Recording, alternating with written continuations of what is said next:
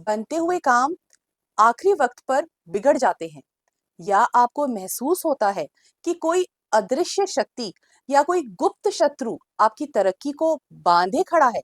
जब साधारण उपायों से बात न बने तो समझ लीजिए कि अब समय है श्री चक्र साधना के गुरुओं के विशेष हनुमत ध्वज उपाय की उस गुप्त शक्ति को जगाने का, जिसका वर्णन केवल प्राचीन पांडुलिपियों में मिलता है। आज इस सीरीज के दूसरे भाग में ओम हम उस वयावे नमः। वायु तत्व के रहस्य को खोलेंगे जिससे बड़े से बड़ा तंत्र मंत्र और करियर की बाधाएं हवा में उड़ जाती हैं। आज का यह मौन अनुष्ठान आपके जीवन का सुरक्षा कवच बनने वाला है। वीडियो को अंत तक देखिएगा क्योंकि एक छोटी सी क्रिया आपके भाग्य का शिखर बदल सकती है। संकट जितना गहरा तो उपाय भी उतना ही अचूक होगा। जब जीवन में अंधेरा घना हो और कोई रास्ता न सूझे, तब हनुमान जी का मरुतात्मज स्वरूप हमारी रक्षा करता है। आज हम जिस त्रिकोणीय ध्वज और काली उड़द के प्रयोग की बात कर रहे हैं, वह वायु तत्व को अपने पक्ष में करने की एक दुर्लभ विधि है। इस अनुष्ठान के लिए आपको आवश्यकता है एक छोटे त्रिकोणीय लाल ध्वज की। उस पर सिंदूर से आप राम का नाम लिखेंगे।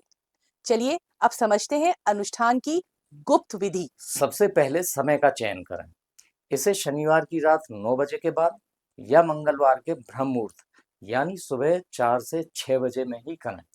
ब्रह्म मुहूर्त यानी सुबह 4 से 6। 6 जी। इस पूरी प्रक्रिया को आप मौन रहकर करें, यानी बिना कुछ बोले। आपकी एकाग्रता यानी कंसंट्रेशन ही आपकी शक्ति है। जी, अब समय है समस्या के संकल्प का। किसी पुराने या एकांत हनुमान मंदिर में जाएं। यदि संभव ना हो तो किसी भी हनुमान मंदिर में करें। ध्वज को हाथों में लेकर अपनी समस्या का मानसिक स्मरण करें, यानी उसे अपने मन में सोचें। मंदिर के जलते दीपक से थोड़ा तेल लेकर हनुमान जी की मूर्ति से थोड़ा सिंदूर लेकर तेल में मिलाएं। अपनी अनामिका उंगली से ध्वज की डंडी पर एक बिंदी लगाएं। बाधा मुक्ति के लिए 11 उड़द के दाने लेकर अपने सिर से 7 बार उल्टा यानी एंटी क्लॉकवाइज उतारें और उन्हें मंदिर के पीछे किसी सुरक्षित कोने में दबा दें। इसके बाद वायु तत्व का आवाहन करें और ध्वज को मंदिर के शिखर या किसी ऊंचे स्थान पर बांधें। और ये ध्यान रहे कि ध्वज ऐसी जगह हो जहां वो हवा से निरंतर फहराता रहे, मतलब हवा में लहराता रहे। जी। जी। अंत में अपनी दाहिनी कलाई पर 3 बार कलावा बांधें और कहें, जैसे जैसे यह ध्वज लहराएगा मेरी बाधाएं हवा में विलीन होती जाएंगी। यह उपाय अद्वितीय है, लेकिन ऋतु जी ये बताइए कि ये अद्वितीय क्यों है? हाँ बिल्कुल। अक्सर लोग हनुमान जी को चोला चढ़ाते हैं, लेकिन वायु तत्व के उपयोग को भूल जाते हैं।